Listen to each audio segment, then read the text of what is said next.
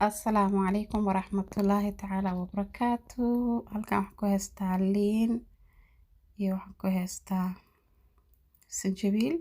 Waxaa hadda meesha ku shubaayo waxaa waaye bur.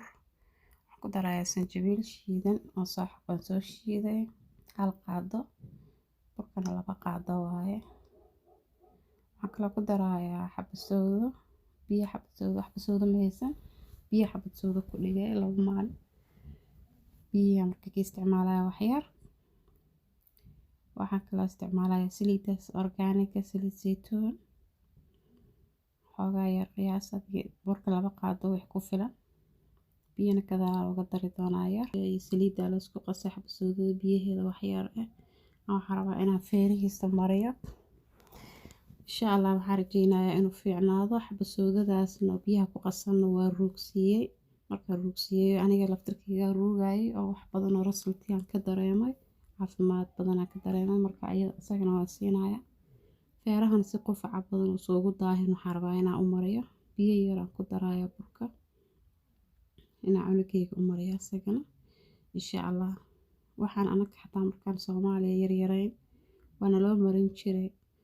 oo anaga dhina marka qufaca iyo hargabkii waxaas nagu dhacaan saaidka ah burkaas iyo sanjabiisha iyo waxa xasuustaa hooyaday oo noo mariso marka ku fiicnaan jirnay anigana hadda cunugeygan ku fiirinaya insha Allah hadda xalay waa u mariyo ii seexday maanta dhan muusa qandhan marka haddeertaan waxaan rabaa inaan u mariyo muusan yacni feerihiisa waxay way furmeen haddana waa u marinaa insha Allah idinkana ka faa'iideysto waa idin la jeclaaday wax kasta oo adiga ku shaqeeyo oo u aragtid inay daawo yihiin waxaan jeclahay inaan qofka walaalkana la wadaago idinkana sidaas oo kale insha Allah ilaahay ha noo wada caafiyo isku soo ducayno ilaahay inuu masiibada naga dulqaado insha Allah bilkariim si fiican u marinaya tiishkaas ma haysto qalab kaleeto aslay u horeyso